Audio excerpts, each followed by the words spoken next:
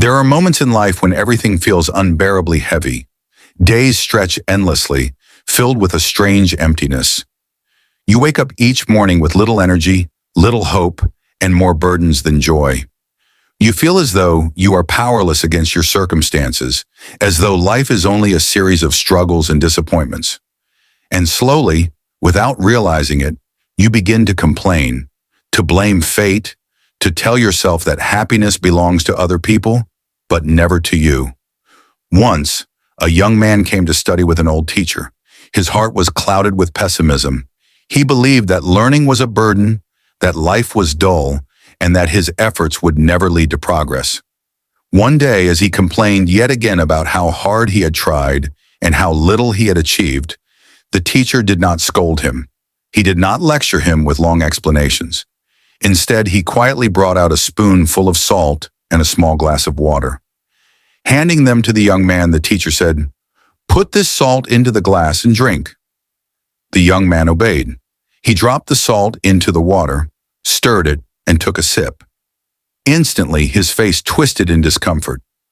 "It is unbearably salty, master. I cannot drink it." The teacher smiled, said nothing, and simply beckoned the young man to follow him. Together, they walked to a nearby lake. Standing at the water's edge, the teacher poured the same spoonful of salt into the vast lake. Then he asked, "Now take some water from the lake and taste it." The young man scooped up some water in his hands, lifted it to his lips, and drank. His eyes widened in surprise. "Master, the water tastes the same as before. It is fresh, cool, and pure. It hasn't changed at all." The teacher nodded slowly and replied, "You see, my son, the salt has not changed. It is the same spoonful of salt. What has changed is the vessel that holds it. Everyone will face sorrow, disappointment, and hardship in life. These are the spoonfuls of salt we cannot avoid. But whether they make our lives bitter or not depends on the size of our heart. If your soul is as small as this glass, then even a little salt will make everything unbearably bitter. But if your soul is as vast as this lake, then no amount of sorrow can rob you of your peace, your joy, and your love for life." The simplicity of the lesson was astonishing, and yet its meaning was vast. Life will always bring us salt. No one is spared from hardship. It may come as failure at work, betrayal in love, financial struggles, illness, or a sense of emptiness when things do not go the way we expected. Some people let these things define them. They drop the salt into their small glass and spend the rest of their lives complaining about the bitterness, but others, without having fewer problems, know how to hold them within a much larger space. They let the salt fall into the lake of their soul, and the bitterness dissolves into something far greater. People with narrow hearts are like small glasses of water. A single harsh word, a single rejection, a single disappointment is enough to poison their spirit for days, months, even years. They replay the insult over and over again. They cling to betrayal as though it were carved into their skin. They punish themselves for small mistakes as though they were crimes. They shut themselves off from the world, convinced that life has given them nothing but pain. They drink the salty water and never once think to expand the glass.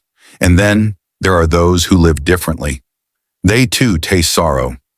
They too know what it means to lose, but they refuse to let the salt dominate the flavor of their lives. They do not deny that the salt exists, but they recognize that life is more than salt. Life is also sunshine and the sound of laughter and the kindness of strangers and the promise of tomorrow. They let the salt dissolve into a lake vast enough to hold it so that it disappears into the richness of everything else.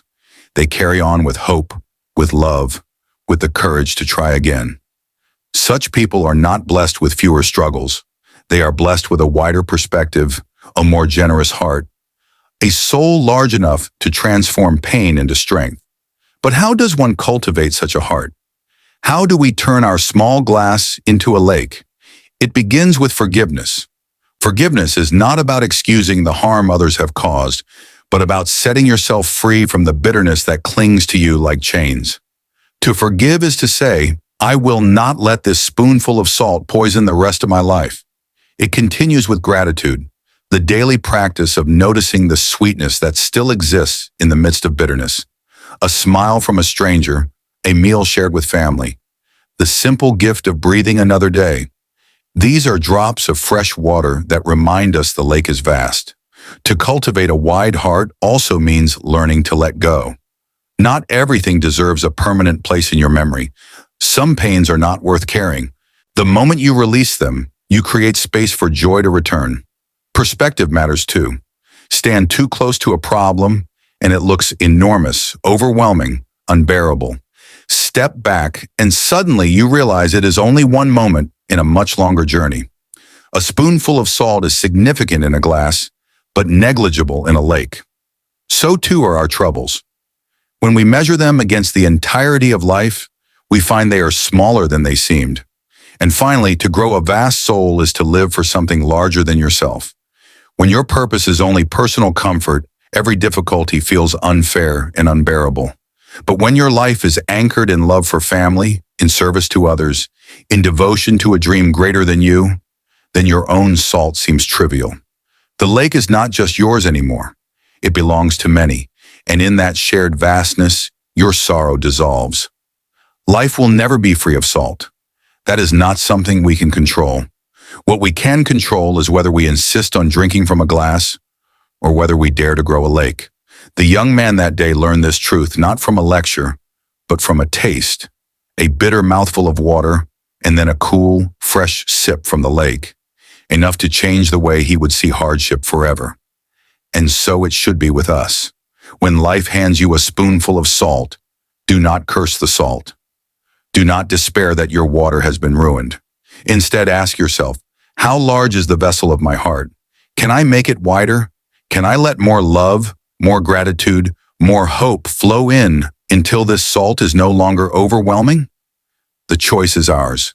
We can shrink into bitterness, or we can expand into freedom. Because life is not only salt. Life is a vast lake, and its size is determined by how much we are willing to open our hearts.